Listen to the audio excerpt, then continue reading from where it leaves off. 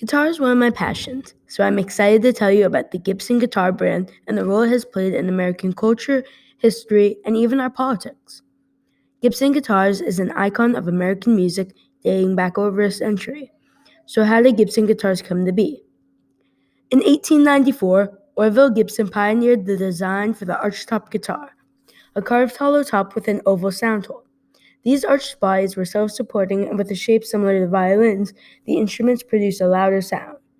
This new design would be the first of many innovations of Gibson guitars. By 1902, demand for Gibson guitars soared, and Orville sold his company to an investor group who formed the Gibson Mandolin Guitar Manufacturing Company. Since then, Gibson has been on the forefront of guitar design, innovation, and manufacturing. In the 1920s, Ted McHugh designed two of Gibson's greatest engineering achievements: the height-adjustable bridge, which produced more resonant sound, and the adjustable truss rod, which keeps the neck straight. All Gibson guitars are still made with McHugh's truss rod. Gibson's innovations did not stop with McHugh.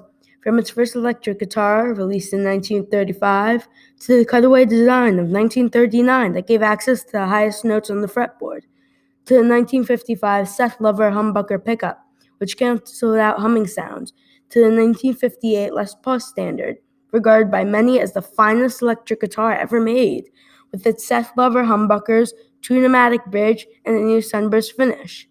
And fast forward to the 2005 robot Les Paul tuners that could tune a guitar at the touch of a button. Gibson has defined its brand as a leader of guitar innovation.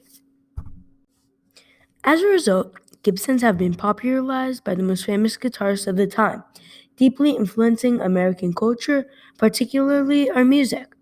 Across all genres of American music, Gibson has helped to create the American sound.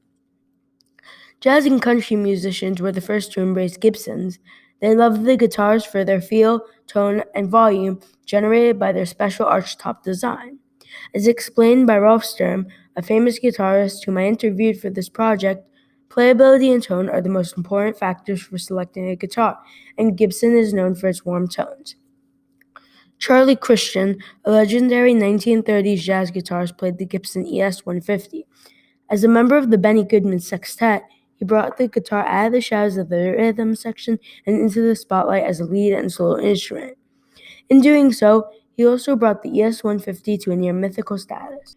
Along with Charlie Christian, Wes Montgomery is regarded as a founding father of jazz. He used his Gibson guitars to develop his hitchhiker thumb-plucking technique and special Gibson strings to enhance his tones. With the birth of rock and roll in the 1950s and with its continued innovations, Gibson became one of the most influential forces of the genre. Chuck Berry, considered the father of rock and roll, played the Gibson almost exclusively while doing his famous duck walk across the stage. Berry's go-to guitar was a 1957 Gibson ES-350T, which Berry nicknamed Maybelline after his first hit single. Named for its generous size, the Super Jumbo 200 was revered as the king of flat tops and became one of Elvis Presley's favorite guitars, which he played on The Ed Sullivan Show.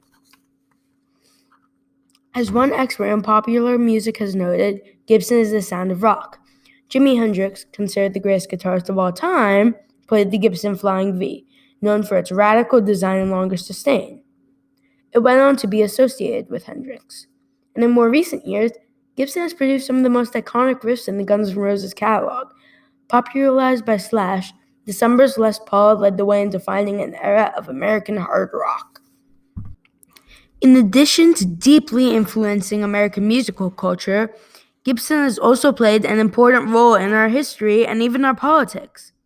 As a company, Gibson has played a role in American history in several significant ways.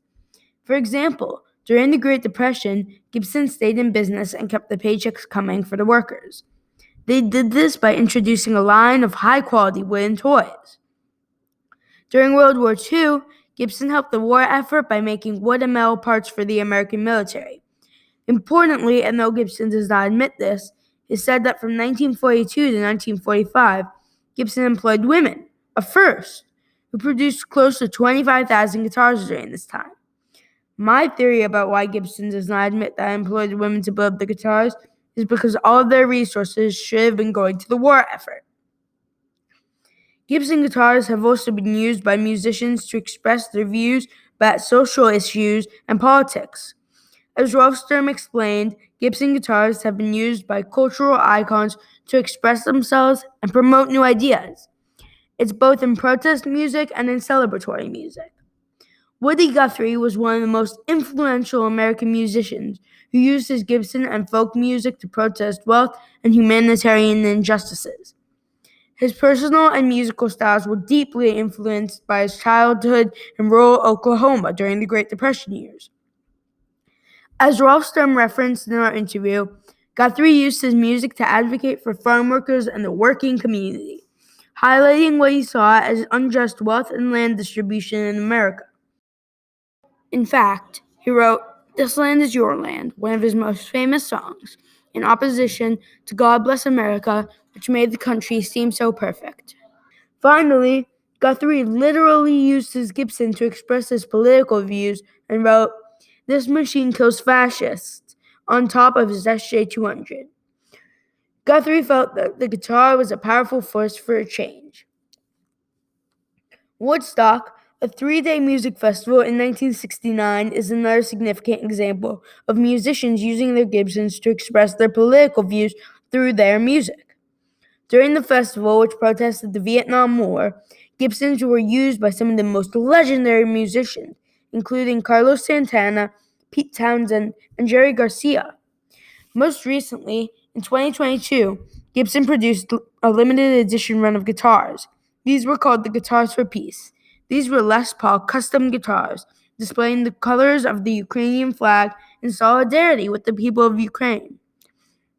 In conclusion, more than a century after Orville pioneered the archtop guitar, and despite changing American musical tastes, growing competition, and several ownership changes, Gibson endures as the leader in musical innovation and influencer of our culture, history, and politics.